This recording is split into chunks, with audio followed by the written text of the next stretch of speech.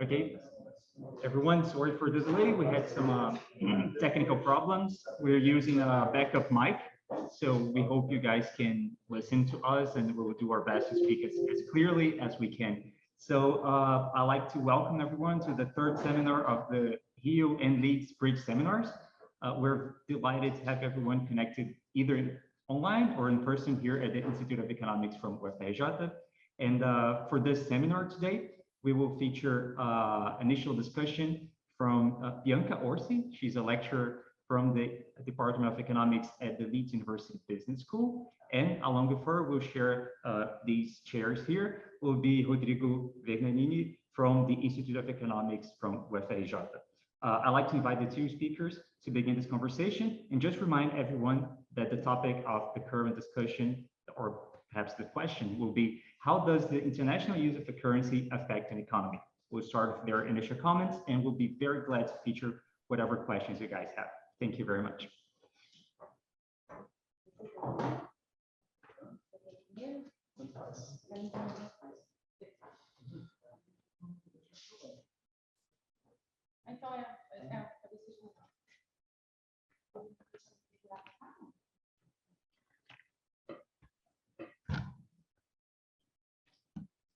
Yes, can I start? So good afternoon, good evening, and good afternoon. Good morning, good afternoon for everyone. So my name is Rodrigo. I'm a professor here at the Rio, and it's a great pleasure to be here. So thank you very much for the invitation. And I hope my English doesn't be a problem. I have also some notes, so I apologize for sometimes reading a little bit, but I think it's gonna be fine. So I organized my speech today, attempting to give an overview of the theoretical framework that I have been using to study the functioning of developing economies within the current configuration of the global system, right? So I'll try to talk a little bit of these theoretical underpinnings that I think are important, and then we can discuss in a little more details with the audience that is present here and that is watching in the internet. So first of all, the two places that I have studied and here in Brazil, the Federal University of Rio and also the State University of Campinas, they both have a very long tradition to study the economy, right? The functioning of the economies and developing economies inside the international economy. So thinking of the constraints and the opportunities they have and the policy space. So that's also a very important part of my background and also of what I attempt to do nowadays with my research. So of course, the first step is to have an accurate description of how the international economy works and its asymmetries as well. And second, of course, is to study how the international system affects the economy, especially the developing ones. If we think of the conventional theory, part of this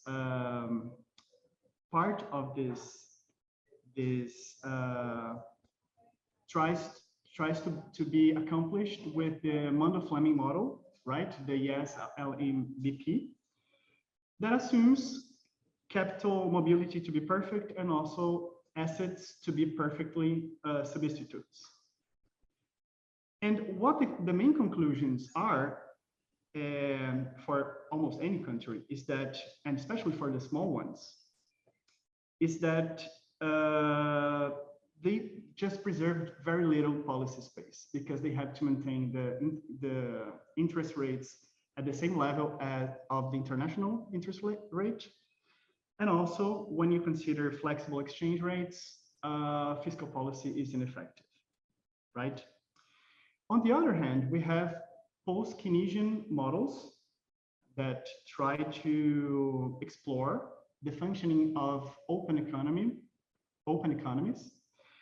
And one very important assumption that these post-Keynesian models have is that credit and money are demand-led. They are endogenous variables, and central banks have the ability to set the interest rate at the level of their choice, of course, depending on the domestic objectives they have. And when open economies are considered, even with free capital mobility, but of course not assets as perfect substitutes, these models assume that interest rates are still exogenous and directly controlled by central banks, right? So if we take that consideration into account, we have that monetary and fiscal policies can be both efficient, and even if they have some constraints in terms of the uses of international reserves and so on. These models, they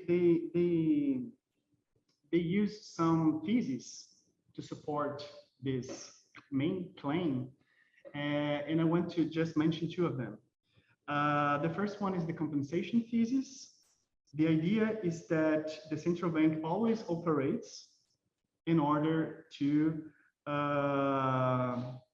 make changes in the monetary base and to sterilize more capital inflows into the economy, so that they can preserve the interest rate at the level of their choice. The second thesis, the second view, is the chemist view, right?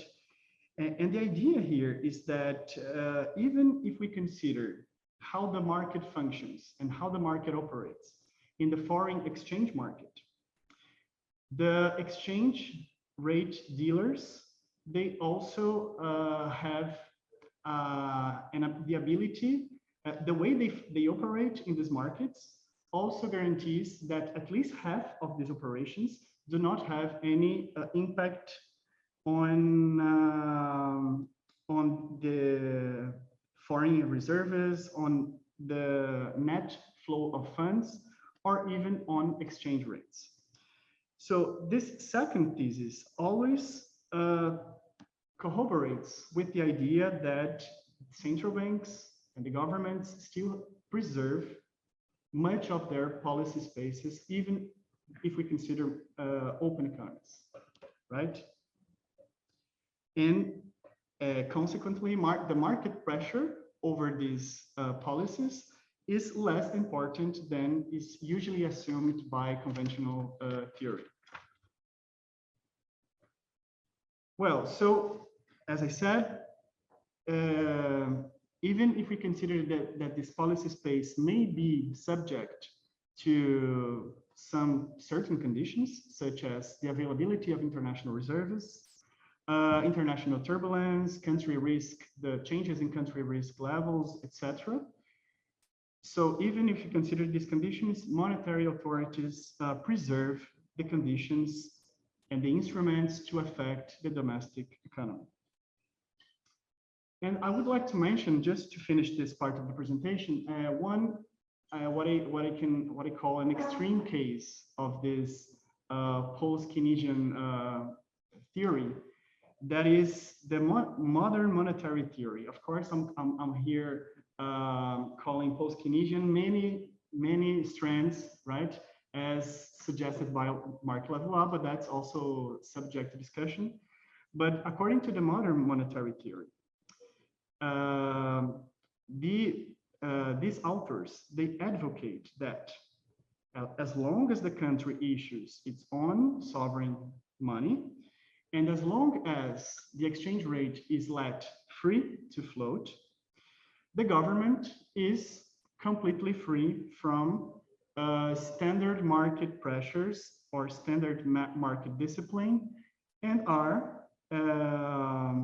they have also no financial constraints to adopt those expansionary policies aimed at reaching and maintaining full employment, right? So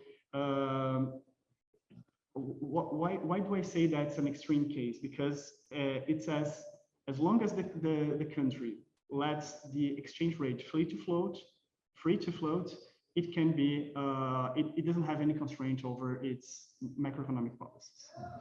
And to use them to perceive the domestic goals, right?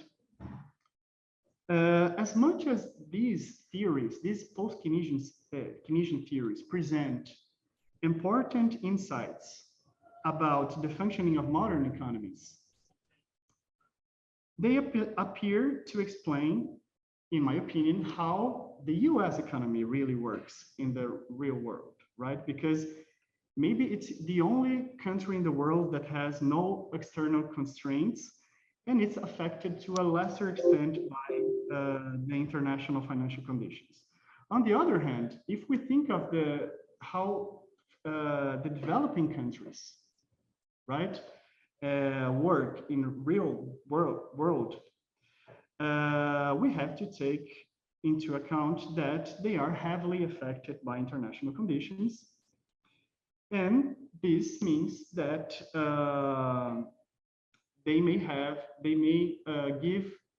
we may find limited applicability of NMT's proposals when we think of the policy space that these countries have. Well, the point here is that the point I want to make, and I will reach the theory of international monetary hierarchy, is that countries, they feel very asymmetrically the restrictions from abroad. Of course, it is very different to discuss policy autonomy in a country that has low propensity to import, and also very big advantages to access the international finance.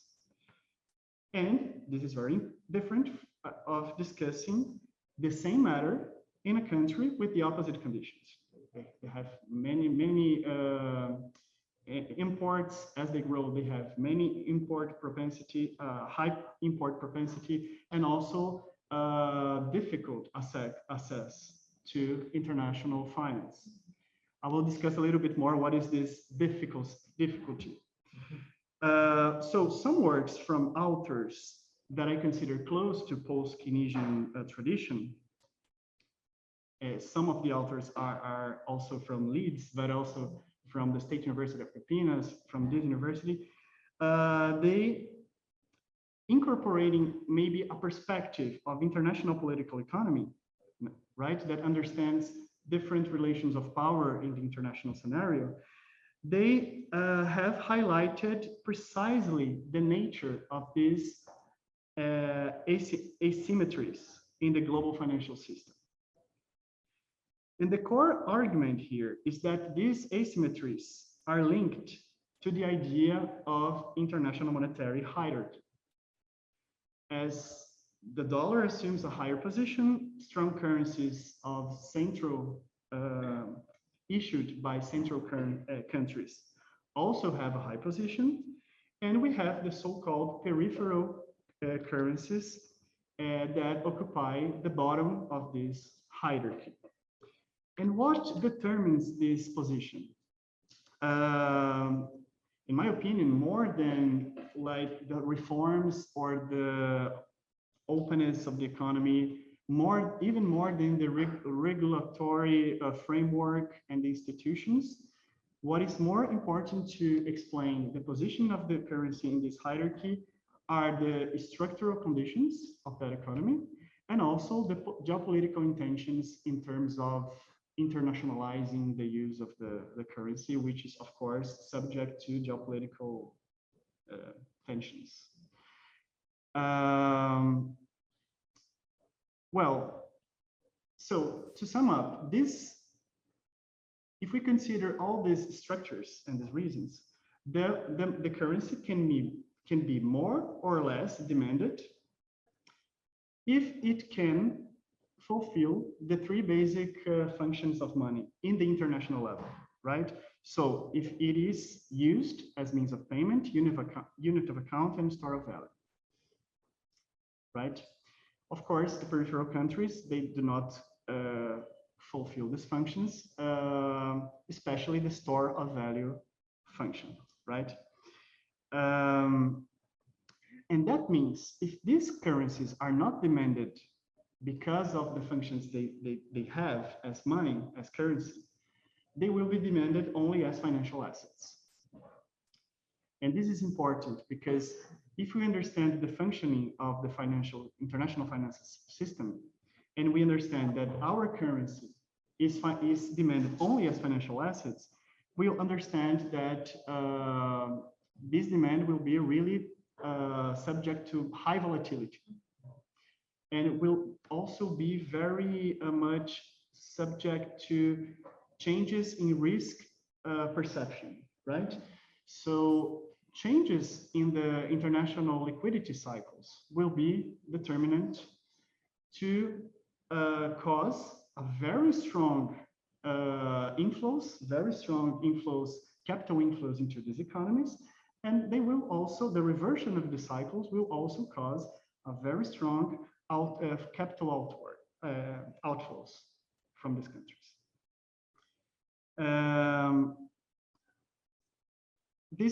This also means that the main cause of the inflows and outflows is not endogenous, but it's exogenous, determined by the monetary policy adopted by central countries and other conditions that influence in the global liquidity cycles.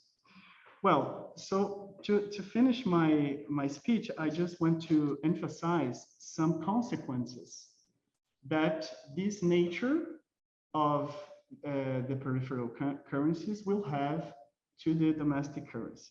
I will be really brief in this part. Well, these countries have a subordinate insertion into the financial system. So they will depend on these exogenous determinants. The second consequence, there is great volatility in terms of capital flows, and this causes also great volatility in terms of the value of the exchange rates. And also great volatility on other macroeconomic variables. For example, the price of financial assets in the country. Another consequence, domestic policies, they will have to dedicate themselves, at least partly, to counteract these trends in terms of exchange rate prices, and also to counteract the effects that it will have over the economy. So one very important example is that the pass-through effect over inflation, right? So much of the monetary policy will have to dedicate to the control of inflation because of the strong valuation of the exchange rate, as is happening in Brazil right now. I mean, the exchange rate is very high, not because of the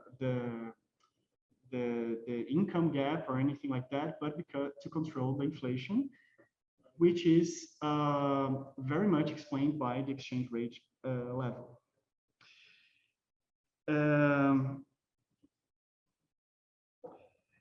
And to finish, these countries, they also, since they cannot, at least until the 2000s, and then we can discuss this a little bit more, at least until the 2000s, they could not issue debt in domestic currency. So they had all the external liabilities were denominated in dollar or foreign currencies. And this means that these countries will have what is called fear to float. For them, the free fluctuation, the flexibility of exchange rate is not a solution to promote more policy space. On the other hand, it can be a very big problem, not only because of the effect it can have on inflation, but because the liabilities will be denominated in another country. So if the currency depreciates very very fast and in very to a very big extent, it can lead to currency mismatches and balance sheet effects that can affect very importantly the workings of those economies. So to sum up in two sentences or one sentence, the idea here, when we think of the theoretical background that or the theoretical underpinnings that I use nowadays in my research to explain how developing countries are impacted, right, by the international economy. The thing is, even considering the important developments in post-Keynesian theory, that argue countries have more policy space than is usually assumed. As we consider the specificities of how peripheral countries, now I'm saying peripheral countries, but we could say developing countries that issue the peripheral currencies, which is, we can say it's similar, but it's open to discussion as well. As we consider these countries, and how they are inserted to the current global monetary system, which is inherently asymmetric, we understand that these restrictions that come from abroad cannot or should not, in my opinion, be neglected, and they are usually important sources of instability and problems to the growth and the development of these countries. So that's what I had for this first speech. Thank you very much. So first of all, I just want to say a big thank you here for the opportunity to discuss this topic here, to make this bridge between Brazil and me, and to thank Gabriel and Norberto for organizing, and perhaps, you know, this can be just the beginning of a future research group, who knows. You know, I think we have, so far we've had great presentations, and yeah, it's been really great to work with you. So I would say that we kind of complement each other quite a lot, and it's a pleasure because we kind of didn't know each other's work before this seminar, so I hope other people feel the same way. And in the sense that I think your presentation was a bit longer than mine. Rodrigo was presenting more from a theoretical perspective, and I'll try to make it into more how things work in practice. And in my case, I've been studying the Brazilian economy for quite a while now, so I think it's a bit more focused on Brazil, but of course we can extend the discussion for other countries as well. So as Rodrigo was saying, this literature on currency internationalization often talks about the different functions of money. So here, from a post-Keynesian perspective, means of payment, unit of account, and store value, and each of these functions will lead to different types of currency internationalization. So we see the literature, for example, the dominant currency paradigm, which is the literature created, let's say, by the IMF, Gita Gopinath and the Gopnisha, where they talk about mostly about the internationalization of currency as international payment. So an international currency is perhaps the most important function. If you could create a hierarchy of functions, perhaps they would have the means of payment or unit of account in terms of invoice currency quite high in that hierarchy.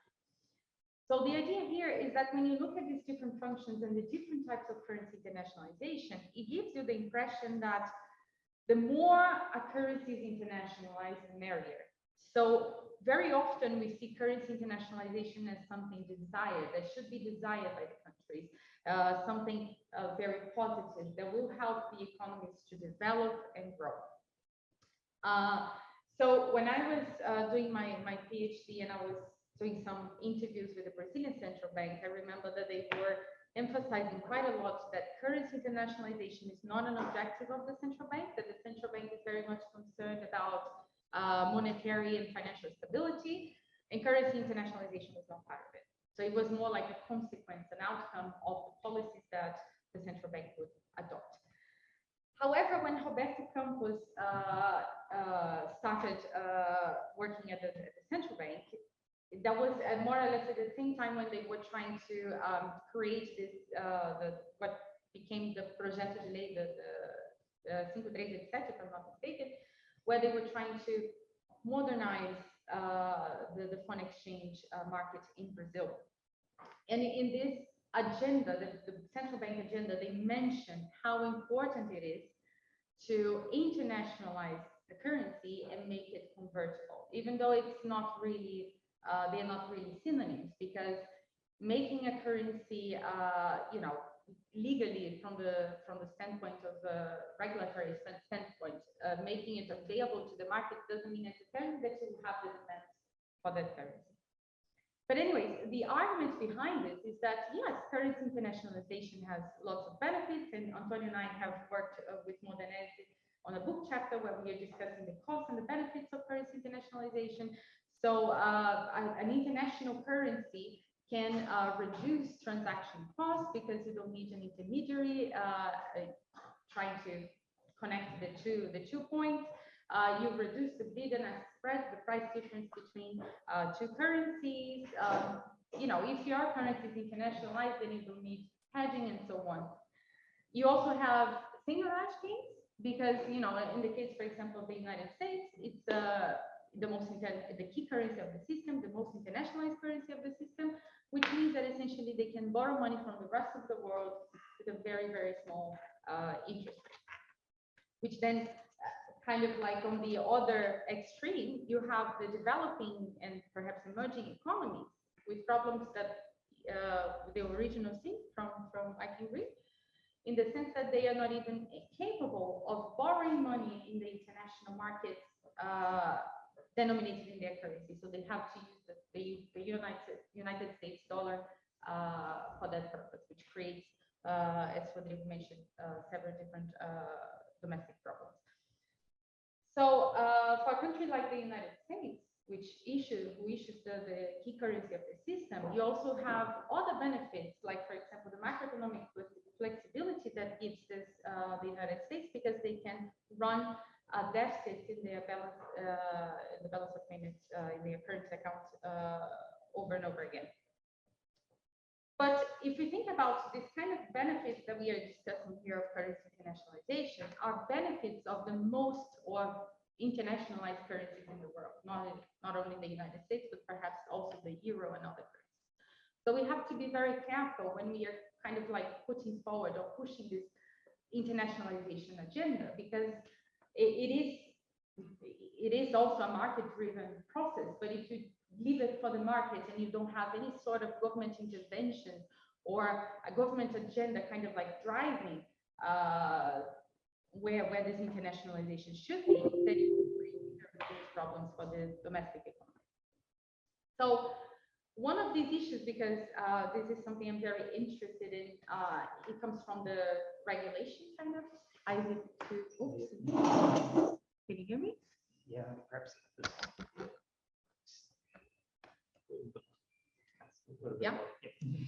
So from a regulation standpoint, is that, of course, for you to have a more internationalized currency, you need to allow international agents to have access to your currency. So in the case of Brazil, this is a little bit different, and like I said before, it's the focus of my research, so I'm using Brazil here quite of an example. So in the UK, if you go to a bank, let's say Barclays, I can choose to open a bank account in US dollars, in pounds, in Russian ruble. Well, Russian ruble nowadays, I don't know so much, maybe not. In Mexican peso. So essentially, I can have a bank account in the UK in a foreign currency. So that essentially means that I have Barclays on my behalf would be holding these currencies in another country. So if that's a US dollar bank account, suppose that Barclays, that means that Barclays has a correspondent bank in the US, or Barclays has a branch in the US where they are holding these US dollars, or at least they have this liability of US dollars with me. They do not necessarily have to hold it. It's then it's a matter of risk management for the bank. But in any way, it is possible. When I went to check and see whether I could open a Brazilian bank account in the UK, that is not possible. So, and the opposite is also true. So at the moment, if you want to open a US bank account here in Brazil, it's not possible. However, you know, with this wide and kind of companies, you can have access to the dollar, but not inside the Brazilian economy. It's not, this is forbidden by law. Nowadays, I think it's up to the central bank whether they can allow us to hold foreign currencies, but at the moment, it's still forbidden. So in a way, if you want to have more foreigners holding the Brazilian currency, then you would have to open up this a little bit more, which can create, of course, problems in terms of volatility of the currency. If you have this type of investments that they are only interested in the currency as a financial asset, as Rodrigo said. So it is a lot more complicated.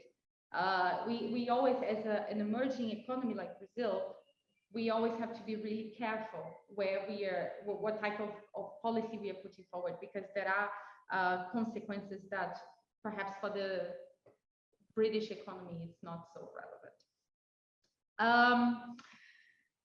So I would say that, like I said, just to emphasize this point here, internationalization should not be only a market-driven process. You should have a government agenda behind that. So, for example, another type of currency internationalization that I would say from a post-Keynesian perspective, and I think Nina here emphasized this a lot, is that an internationalization as a funding currency, meaning that the currency that denominates international debt is a very strong type of currency internationalization. So perhaps from a post-Keynesian perspective, you would argue that this type of currency internationalization would be quite at the top of this hierarchies of different types of internationalization. Why? Because whenever you have a debt denominated in a foreign currency, at the end of the day, you're going to have to keep your reserves denominated in that currency too, so that you are able to settle this debt. So this is a very powerful, because it's one type of currency internationalization that pulls other types of internationalization too. And in the case here of Brazil, there was a law from the 60s, in the, we call it the Circular 24, Circular 24, where essentially the central bank forbids internal resources to be, lent in the international market. So the idea back in the days was that we have to preserve the national savings. You know, this money is going to leave Brazil, and we won't have enough money for the domestic investments. So that was the problem at the time. And this new law, this new regulation that was approved, I think was December 2021, proposes this change. Doesn't mean, however, that there will be a demand, an international demand for a debt, that the international agents will be willing to borrow Brazilian funds, first, because the interest rates here are quite high, and second, the currency is still very much volatile. So how can you trust that today you're going to borrow a certain amount of funds in Brazilian reais, and then in the future you will be able to pay more or less the same amount plus interest? You know, currency volatility is always an issue. So this type of currency internationalization sounds, very unlikely, at least at the moment in the short term, but maybe in the future, this could be something. And another type of currency internationalization that we have been doing quite a lot of research is what we call, also from the units of account point of view, is what we call the invoice currency. So it's a currency that denominates international trade. So whenever you trade with a different country, how are you going to pay for this transaction? So which currency is this going to denominate? So, in Brazil, for a series of reasons, including those, hard access to non-residents, not necessarily foreigners, into the Brazilian market, it is quite a complicated type of currency internationalization. However, in 2008, the countries from Mercosur, but starting with it was an agreement that started between Brazil and Argentina, created something that they call the SML, which is the Sistema Monetário em moeda, Sistema de Pagamento em Moeda Local, the payment system, local currency payment system. And the idea here, and this is, I think, a very important topic at the moment, because, you know, Lula has been emphasizing quite a lot why, when we make international payments, especially with a neighbor like Argentina, why do we need to use the US dollars? So the idea is that this payment system would help each of the parties to only use and operate with domestic currency. So the idea is that, for example, when an Argentina a company in Argentina is importing something from Brazil, they would pay in pesos to the Argentinian bank, which then passes over these pesos to the central bank. Of course, companies cannot have a bank account to the central bank. Then the central bank would convert the total amount of exports minus imports with the Brazilian central bank in dollars, because of course they don't hold each other's currency. And then the Brazilian central bank would then convert this money, pays the Brazilian bank, and then this bank pays the Brazilian company. So the Brazilian side only sees the Brazilian real, the Argentina side only sees the peso. Of course, the SML is a very small kind of initiative. So in that sense, there are no risks for the central bank because the amount traded is just very small. But this could be something that grows in the future, especially with this agenda from Lula at the moment pushing this project. And it was not a coincidence that the SML started in Lula's government in 2000, back in 2008. So the SML could be, for example, a typical kind of system that could foster perhaps the integration in Mercosur, which at the moment is quite limited. But then the question is, you have different challenges, I would say, because, for example, countries like Brazil, we are not allowed to make any payments or price anything, you know, in foreign currency. The national currency, the Brazilian real, must be used always in every single kind of transaction, domestic transaction. That's not the case for Argentina. So in Argentina, you see kind of like the day-to-day kind of transactions, small transactions, they always do that in pesos. But whenever you have a transaction that is a little bit more, you know, the volume is a bit higher, for example, you're buying a car or you're buying a house, people only do this transaction in dollars. So there is a very strong internal demand in Argentina for the US dollar, which is kind of complicated for the SML because, you know, both the exporter in Argentina, for example, he's not interested in earning his revenues in pesos. He wants to keep the dollars. So in a way, it can be very difficult to implement this kind of policy because the demands here that we have in Brazil are quite different from Argentina. So but however, this type of currency internationalization, in the sense that, well, the real is not being internationalized in Argentina because they are only in this system, they are only using the peso. However, whenever they make the contract, the currency of the contract is always the currency of the exporter. So if it's Brazil exporting to Argentina, then it's the invoices in the Brazilian reais. If it's the other way around, then the invoices in pesos. So, you know, this could help the internationalization process of both economies, but at the moment, this faces other different type of issues that do not allow this currency internationalization to go forward. So I'm not sure if I have already spoken. Yeah, so yeah, we can also discuss CBDC a bit later because that's a topic that always comes up, but yeah. Thank you very much. Thank you so much, Bianca.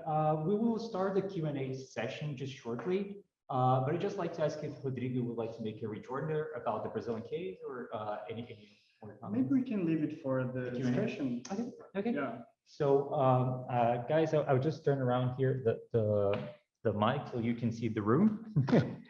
And yep, there are lots of people here in Rio. Hello. And we'll start the Q&A session. I don't know if there are any questions over there in Leeds or on the online team, but also if there's anyone who would like to pose a question, now is the time. Yeah. Oh, while people think, I'd just like to add a quick comment, because I feel like these events that we've been doing here, they started with the feeling of a seminar, and we've been very strongly pushing the idea of an exchange of ideas.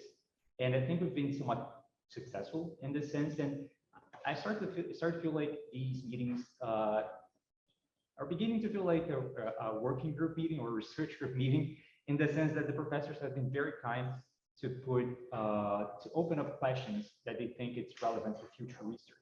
So I guess as a current PhD student, I'd be very happy if I had these recordings at my time, because I feel it would make it easier to structure a very interesting project. And also, if anyone that is listening to this is at the stage of structuring their research proposal, I very strongly encourage you to not only listen to the videos, but also look at the research that these professors have been publishing, because I'm certain it will help you do a deep dive in this topic. So I'm sorry for the propaganda moment, but I think it's important. It's ubiquitous as well. So any questions from the floor? No? Okay, I have one very shortly for Bianca, and then we can start the conversation. Because I know Bianca recently published a paper about central bank digital currencies. And I'd just like to ask you, do you think this is a game changer that will change how we think about currency internationalization, or is more a matter of the form against the substance? So back to you guys. So Nina, another colleague from Manchester University, Sophia, and I have been doing some research about CBDC, and I think this, is a topic that whenever we are making a presentation about currency internationalization, there is always somebody from the audience that say, "Okay, but how about digital currency?" And there wasn't a lot of when we wrote this paper, there wasn't a lot of academic material, I would say, on the topic. It was mostly like reports and trying, because at the moment, with CBDC, this is such a new topic that it's also a lot of guessing, I would say. You're just trying to understand how this could work in the future, how important this would be in the future. So I would say that with the central bank digital currency is essentially a liability that people would have with the central bank, not with a bank. Nowadays, if we have a current account and you have, let's say, 1,000 pounds or 1,000 reais in a bank account, that essentially means that this is a liability of the bank. It's your right to have that 1,000 pounds. However, if that bank fails, essentially you lose this money. So this is not a risk-free. In the case of the UK, it's not that simple, because I don't know, in Brazil it should be something different, but there is an insurance up to 70,000 pounds.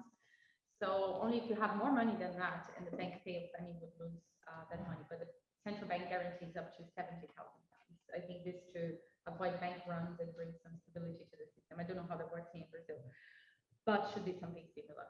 But if we had central banks, the digital real or the digital pound, that essentially means that you have a risk-free kind of money. So there is no, the banks would perhaps play an intermediary role between the agents and the central banks, but this is essentially a liability that you have with the central bank has with you.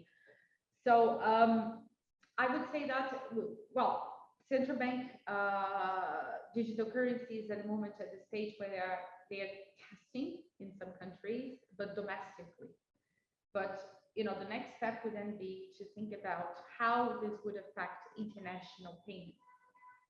And what we argue in this paper here, because the whole concern here is about reducing the need for the dollar. This is something Lula talks about. This is something the Chinese are very interested in, especially now with the conflict between Russia and Ukraine, and Russia has been recently being removed from the SWIFT payment system, which essentially, I think not completely, I think they can still do some transactions, some banks are still allowed, but it has a massive impact on the economy, because in terms of international payments, if you cannot use SWIFT, that's a big problem.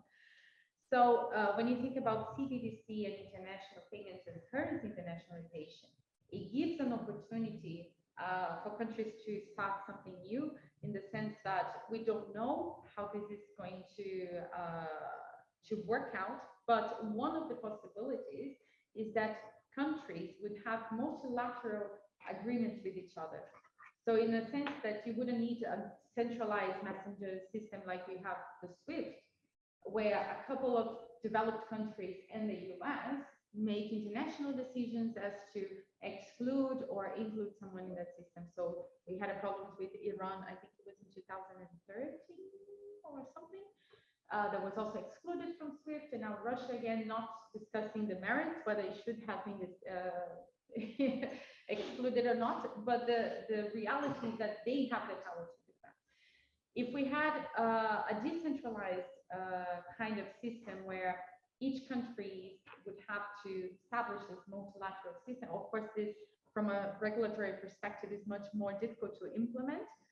But on the other hand, it would be much more difficult for you to exclude somebody from that system. So from that standpoint, is also an opportunity for currencies to be more internationalized. You perhaps wouldn't have so much friction in terms of, you know, bid and ask spread kind of thing, or using the dollar for triangulation. You could perhaps trade currencies between two countries without using the dollar.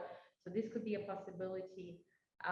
However, whether this is going to be the case or the United States is going to use the digital dollar to influence and once again control the system, we don't know. We don't actually know, but it's definitely a very interesting idea.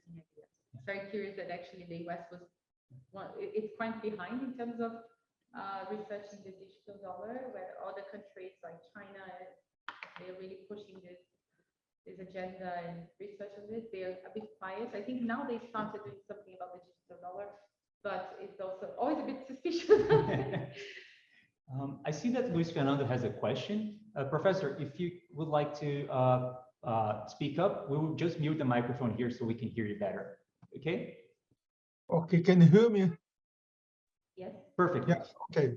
Okay, thank you for both presentation. And I'd like to hear that in general, we analyze the periphery as homogeneous in terms of the difference between the countries. And I would like to focus particularly the difference between Brazil and Argentina. And as we know, Argentina has very low access to international financial system currently. Argentina has a very low level of foreign exchange reserves. And also, Argentina does not issue public debt in domestic currency.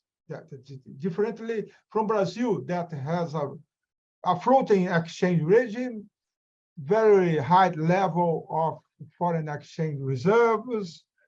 Public debt is denominated in currency, domestic currency, and so on. My point is that would you consider that Brazil has overcome the policy, the economic policy space or not? Or still there are some restrictions related to the financial subordination insertion in the international financial system? I'd like to hear about this. Maybe Rodrigo can begin to focus here.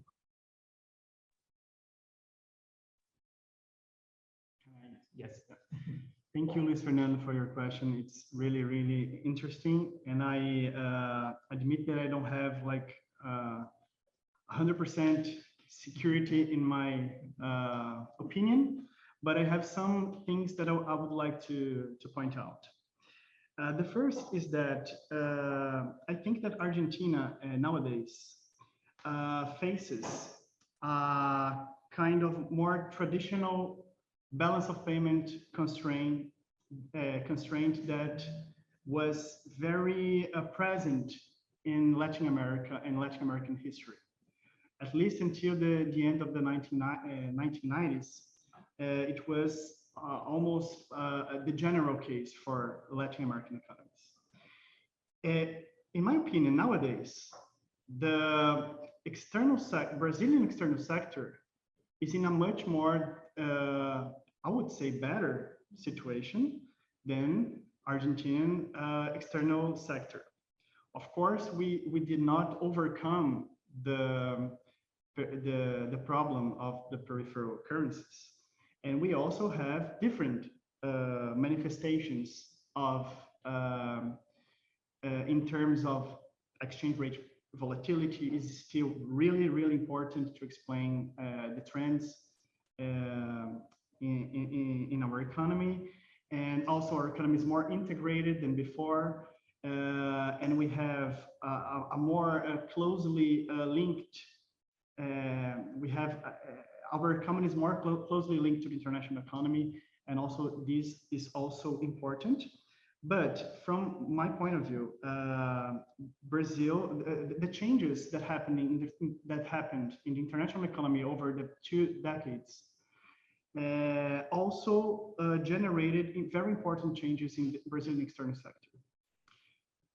And this can be explained not only by the accumulation of international reserves, we know that's the most obvious change, but also, as you know, there was a very important change in our the structure of our external liabilities. So we have more liabilities now that are denominated in domestic currency. That's one important change. And also these liabilities are now in terms, not anymore in terms of the traditional traditional debt, but now the liabilities are securities negotiated in domestic markets. Why I think that this change was also an improvement. Of course, I will discuss in what extent it was really an improvement or not, but at least in the sense that it is dominated in domestic currency, it is an important feature, because as exchange rate depreciates, the risk is not anymore of residents, but now this exchange rate risk is of the foreign investors. And this is also responsible to change the nature of the balance of payment crisis in Brazil. So nowadays we don't have that traditional exchange rate devaluation, the lack of dollars. Then you have to ask the International Monetary Funds for loans. You have to contain domestic demand in order to adjust external sector and obtain the dollars that we're lacking. Nowadays, when we have those like a very steep exchange rate devaluation, the size of our external liabilities, they diminish. Why? Because you have two effects there. Like a price effect that those liabilities, the price of those assets that are being negotiated in domestic markets decreases because of financial reason, and also it diminishes when denominated in dollar. So our external liabilities diminish for the same amount of external reserves. So it is as if in moments of turbulence, right? Our solvency improves instead of worsens as it used to happen before. Well, so and of course the speed that these investors will want to sell and go out of the country can be also increased, because for them the types of investment that were already speculative now, because they have this higher risk of exchange rate variations, they want to leave the country the faster they can, right? So that's also like, that can be a bad thing. But even if we consider this, after a certain amount of exchange rate devaluation, these investors will, we understand that part of these investors will not want to withdraw their capital from the economy, because now the exchange rate is so low that they will have a very low value for their assets that were invested here, you know? So there is certain levels of exchange rate devaluation that can stop the outflows from the country because they have the risk. So everything that I'm saying is to say that if we compare Brazil and Argentina, we think that it is really clear, it's very clear that our situation now is much better than Argentina and much better than it was 20 years ago, that we were close to what Argentina is facing today, which is a traditional external constraint. So the external sector changed a lot. And of course, you still have many problems, especially in terms of high volatility, because our economy is much more integrated. And also because we did not solve our structural problems, of course, right? In terms of trade, in terms of how much income we have to send because of investments made here, everything in structural terms did not improve. Actually, it continued to worsen, right? But at least in terms of solvency, I think we are in a much better situation today than we were 20 years ago, because of these changes that we could accumulate in the past years. And I'll just complement your point here. Very good points. Just one thing is that, in my understanding, from a regulatory perspective, what allowed us to increase our reserves so much was A, the boom of commodities that we had experienced, and B, also this regulation set by the central bank that at the beginning, 100% of the resources that came from exports had to be, all of these dollars had to be sold to the central bank. So they had to convert this into domestic currency. Then I think in about 2005 or so, they reduced it to 70% and then reduced and reduced. And nowadays, exporters are allowed to keep their resources in dollars abroad. In my understanding, that's not the case for Argentina. In my understanding, I think that Argentina exporters can keep their dollars because that's what they want. They don't want pesos. So I think it makes it harder for the central bank to accumulate reserves and be in a comfortable position as Brazil is right now. And the second point, which I think is just a terminology from the BIS, but essentially you have explained this really well, is and Luis Fernando always talk about this, is the concept of original sin redux. So it's the idea that, okay, so many developing economies have the problem of the original sin in the sense that they cannot issue debt in the international market denominated in domestic currency because no one trusts that currency. The currency is too volatile, they are not interested, so they have to issue debt in dollars. But the original sin redux is actually countries like Brazil that if we want to, we can issue debt in the international markets denominated in Brazilian real. The problem is, as soon as the international conditions deteriorate, these are the first assets to be sold. And this causes problems of exchange rate volatility or even depreciation and so on. So that can be very complicated. So it's a much more comfortable position than Argentina. So perhaps this difference that they have the original sin and we have the redux version of it, which is not great, but better, I would say. Yeah. Okay, thank you both very much. I see that in the chat we have a question from Louis, and then also Julia would like to pose a question. I would suggest that this would be our last round of questions. So if there's anyone interested, please speak up. I won't read Louis' question in full extent, but I personally consider it a great question because he mentions, and going back to the constraints on the periphery, he wonders how much the peripheral monetary policy is not explained by the post-Keynesian economics and or the currency hierarchy framework. He considers that this subordinated financialization seems to fit Latin America and South Africa very well, but there's some divergence in other emergency economies, and he goes on to cite as examples both Indonesia and Malaysia. So in short, his question is, do you think the subordinate financialization framework is a bit too particular to Latin America? And I'd wager that's a very good research question right there, and we need to build more bridges to have a proper answer. And Julia, if you'd like to make your questions, we'd be happy to hear. I just mute here. I prefer to talk. Can I talk now or after? Yes, please. Okay, so hi everyone. I'm Julia. I'm from UFRJ. First of all, I would say thank you for Rodrigo and Bianca for this excellent presentation. And I would like to ask about the internationalization of renminbi. So what's your opinion about the intention of China to improve the use of its currency internationally?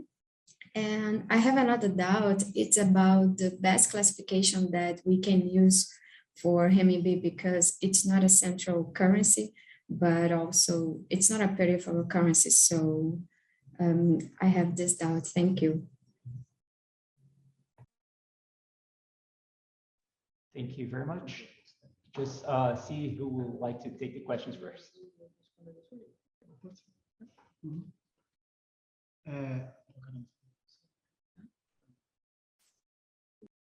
Louis,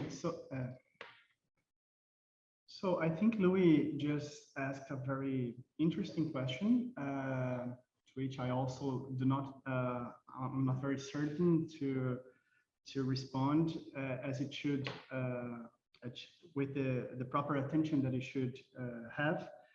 But yes, maybe all this framework that we use to explain the problems of Latin America, maybe it's not so easily broadened to the whole group of emerging countries.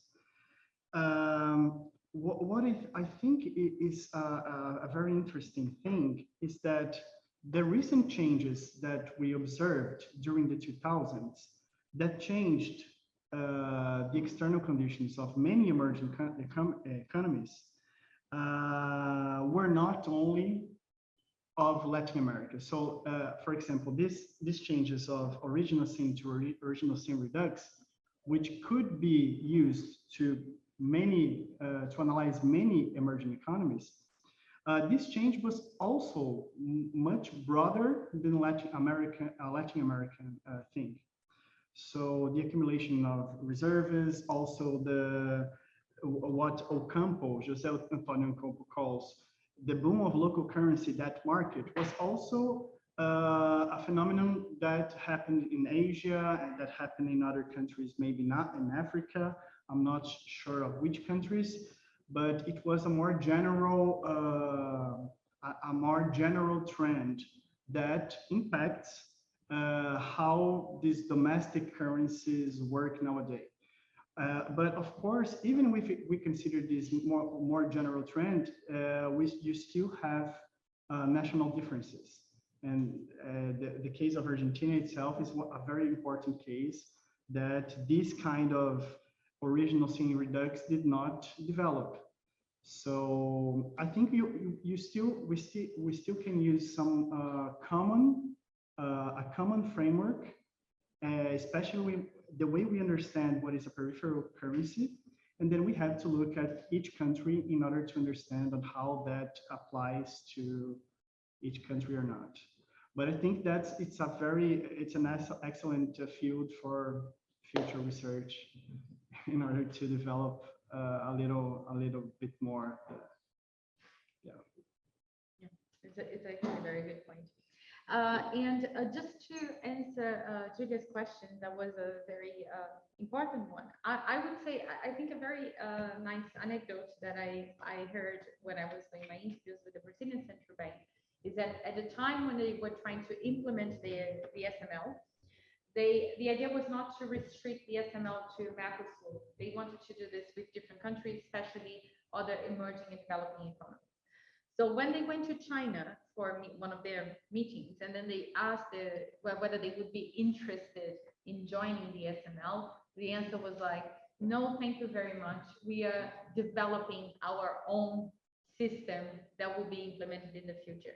So I think, much before this trade war with the United States and so on, I think China has a very strong, I think it would be too naive to think that China doesn't have a strong agenda of internationalization of the currency.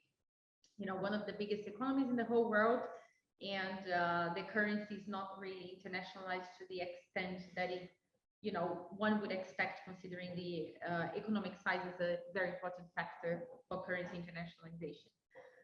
On the other hand, I think we are experiencing something that it's not that common, which is the transition of a currency from the periphery to the center. So when you look at data, you would see that China is the level of internationalization of the Chinese renminbi is much closer to other central currencies than it is to the periphery. But I would also say that, like Luis Fernando mentioned before, sometimes we get too much stuck in this dichotomy center-periphery, which kind of assumes that the periphery is homogeneous, which we know it isn't. The center is homogeneous, which we know it isn't. And there is no space for intermediaries, something like a group in the middle. And I think China would be, at the moment, either in this such a intermediary position in the currency hierarchy, or even, I would say, closer to other central currencies, like perhaps like the Swiss franc, or one of these central currencies as they are. It's still far away from the euro, it's still far away from the US dollar, but much closer to these other central currencies than they are to the periphery, especially the periphery of the periphery, if you can think that way. Yeah. Would you guys like to make any end comments before presenters? I'm not really. I think we really complimented each other. That's been a very good debate, I would say. Thank you. Thank you both very much. Thank you both, Bianca and Rodrigo. This has been a great conversation. It was super exciting. And again, lots of questions that can ideally substantiate further research. I'd like to thank you both. I'd like to thank everyone that's either here in the Institute of Economics and everyone that's connected online. And everyone keep posted. We'll have the next event of the Rio and Leeds Bridge Seminar on the 2nd of August. And it will be, again, a hybrid event featuring Professors Karsten Kola and Professor Norberto Montani. And again, I'd just like to reiterate my thanks to Rodrigo and Bianca. It's been a great conversation. Thank you so much. Thank you.